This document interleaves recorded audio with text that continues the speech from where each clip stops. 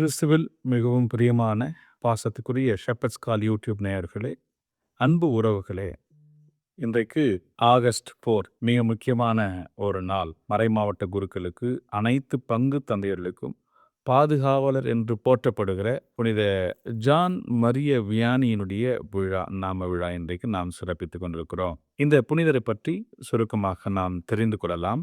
Matthew Vianney என்கிறவருக்கும் மேரி place என்கிற அந்த தம்பதியருக்கும், Matthew Vianney, மேரி place என்கிற அந்த தம்பதியருக்கு 6 குழந்தைகள் பிறந்தன. அந்த 6 குழந்தைகளில் 4வது குழந்தையாக பிறந்தவர் தான் இன்றைய புனிதர், புனித ஜான் மரியோ வியானி. 1786ஆம் ஆண்டு மே மாதம் 8ஆம் தேதி இவர் பிறக்கிறார். பிரான்ஸ் நாட்டில் இவர் பிறக்கிறார். அப்படி பிறக்கிற பொழுது பாருங்கள், 1789 1799 வரைக்கும் மிக கடுமையான காலம். பிரான்ஸ் நாட்டிலே பிரெஞ்சு புரட்சி வெடித்தது. இந்த காலத்தில் என்ன நடந்தது என்றால், மத சுதந்திரம் இல்லை, நற்செய்தி அறிவிக்க முடியாது, மிக கடுமையான காலம்.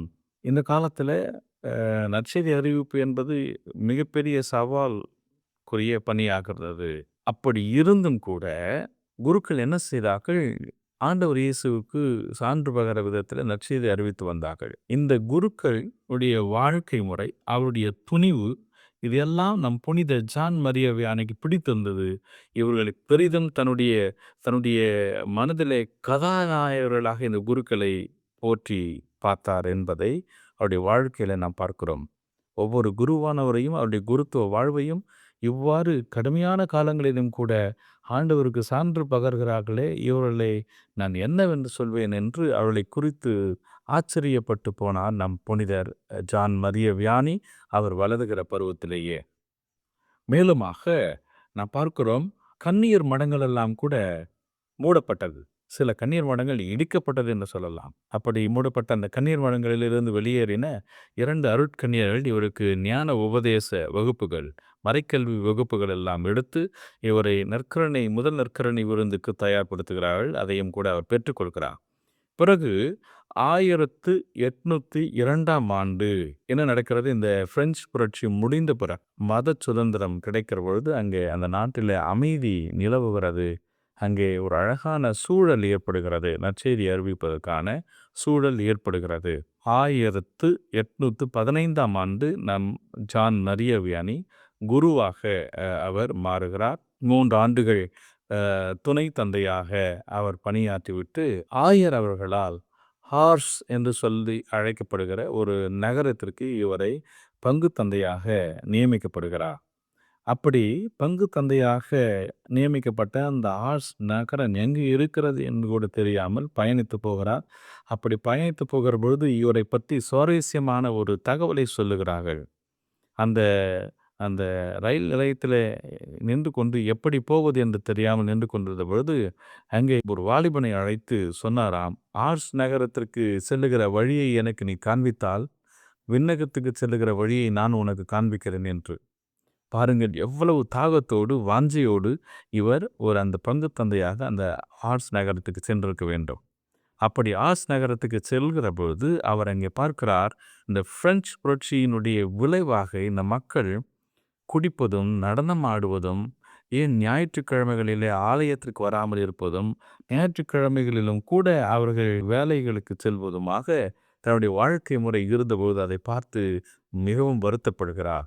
பிரியமானவர்களே, பாவ சங்கீதனம் கேட்பதற்காக அமர்கிற பொழுது இப்படிப்பட்ட இந்த பாவங்களை எல்லாம் எடுத்து சொல்லுகிறார். தன்னுடைய திருப்பலியிலே, மறையுரைகளிலே மக்களை நல்வழிப்படுத்த அவர்களை அழைத்து வருகிற பொழுது, நீங்கள் தொடர்ந்து இப்படி நடனம் ஆடிக்கொண்டிருந்தால், நீங்கள் தொடர்ந்து இப்படி ஆண்டவிடத்தில் வராமல் இருந்தால் உங்களுக்கு ஒப்புரவு அருள் அடையாளம் கிடைக்காது, உங்களுக்கு சமாதானம் கிடைக்காது, அமைதி கிடைக்காது என்றெல்லாம் அவர்களுக்கு சொல்லுகிற பொழுது மீண்டும் அவர்கள் அச்சத்தோடு ஆண்டவரிடத்தில் வருவதை நாம் பார்க்கிறோம். பிரியமான அன்புமிக்க சகோதர சகோதரியிலே, நம் புனிதரை பற்றி சொல்லுகிற பொழுது நாம் பார்க்கிறோம், 16 மணி நேரம் இவர் அந்த பாவ சங்கீர்த்தனத்தில் அமர்வாராம். ஒப்புரவு அருளடையாளம் அமர்ந்து கேட்பாராம். எளிமையான உணவு, வெறும் உருளைக்கிழங்கு, தன்னுடைய அறையில் எந்த விதமான வசதிகளும் இல்லை. இப்படி ரொம்ப மிகவும் எளிமையான ஒரு வாழ்க்கை முறை வாழ்ந்தவர் தான் இன்றைய புனித ஜான் மரிய வியானி. அதனால்தான் இவர் குருக்களுக்கு பாதுகாவலர் என்று இவர் போற்றப்படுகிறார். 1859ஆம் ஆண்டு ஆகஸ்ட் 4ஆம் தேதி இவர் இறைவனடி சேர்கிறார். எனவே பிரியமானவர்களே, இந்த ஜான் மரிய வியானிக்கு செயின்ட் ஃபிலோமினா, புனித ஃபிலோமினா மீது அதிக பற்றும் அதிக நம்பிக்கையும் உண்டாம். அவரிடத்தில் ஜெபிப்பாராம்.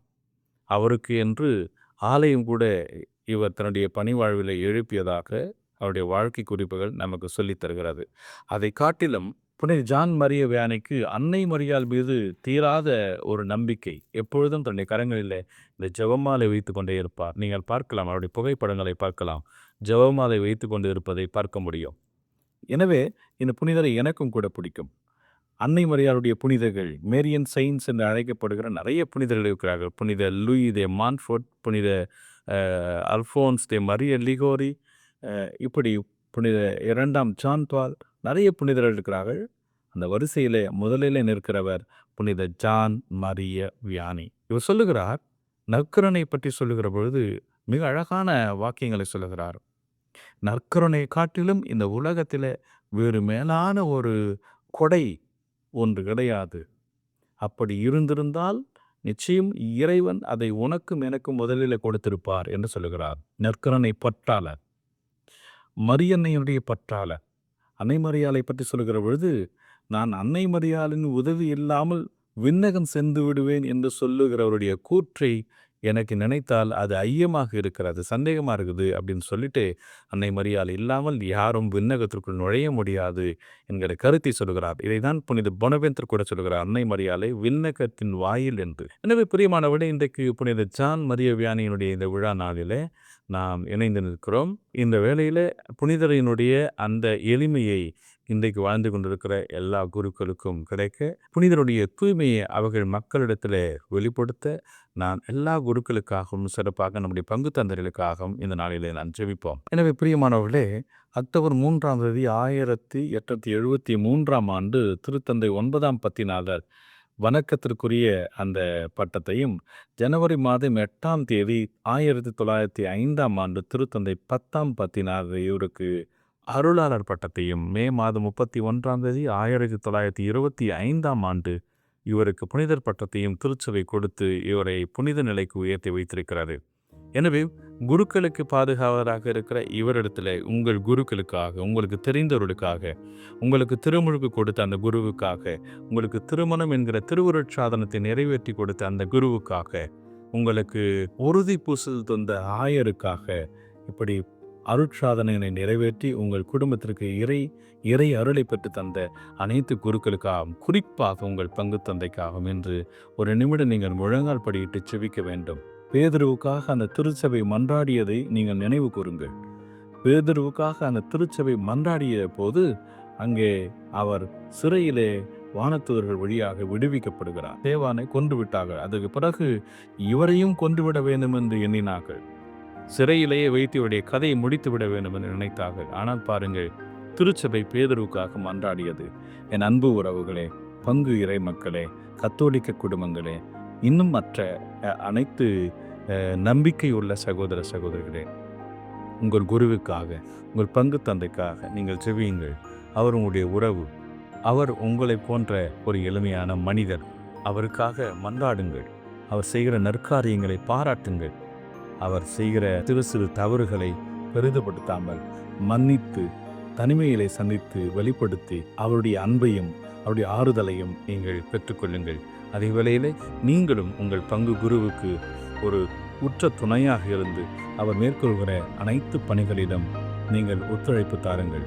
புனித ஜான் மரிய வியானி சொல்லுகிற பொழுது கியூரே ஆஃப் ஹார்ட்ஸ் என்று சொல்லுகிறார்கள். பாரிஸ் பீஸ்ட் ஆஃப் ஹார்ட்ஸா தான் பாவ சங்கீதனம் கேட்கிற பொழுது அவ்வளவு தூரம் வரிசையிலே மக்கள் நின்று கொண்டிருப்பார்களாம். அப்படி ஒவ்வொரு குருவும் மாற ஜெபியுங்கள். குரு ஆனவருக்கு தூய்மையும் எளிமையும் அவசியம், இரு கண்களைப் போல. எனவே இந்த தூய்மையோடும் எளிமையோடும் இந்த குருக்கள் உங்களுக்கு பணி செய்ய வேண்டும் என்றால் உங்களுடைய உழைப்பு, உங்களுடைய உடனிருப்பு அவசியம். உங்களுடைய உடனிருப்பு இல்லாமல் நிச்சயம் இது நடைபெறாது. எனவே இறை மக்களாகிய உங்களிடத்தில் நான் கரம் குவித்து கேட்டுக்கொள்கிறேன். உங்கள் குருவுக்காக ஜெபிங்க. விசேஷமாக எனக்காக ஜெபித்துக் கொள்ளுங்கள். என்னுடைய இறைப்பணி சிறக்க வேண்டும் என்று நீங்கள் ஜெபித்துக் கொள்ளுங்கள். நானும் என்னுடைய அன்றாட திருப்பலிகளிலும் ஜெபமாலையிலும் நான் மறவாமல் உங்களுக்காக, உங்கள் குடும்ப கருத்துக்களுக்காக ஜெபித்துக் கொண்டிருக்கிறேன். The person one who prays most receives most என்று மரியாதையுடைய புனிதரான புனித அல்போன்ஸ் மரியா த லிகோரி சொல்கிறார். யார் ஒருவர் அதிகமாக ஜெபிக்கிறாரோ அவர் அதிகமாக பெற்றுக்கொள்கிறார் என்று. எனவே பிரியமானவர்களே, அதிகமாக ஜெபிப்போம், அதிகமாக இறையருளை பெற்றுக்கொள்வோம், அதை பிறரோடு பகிர்ந்து கொள்வோம். மரியே வாழ்க. தொடர்ந்து இந்த ஷெப்பர்ட் கால் யூடியூபில் இணைந்திருப்போம்.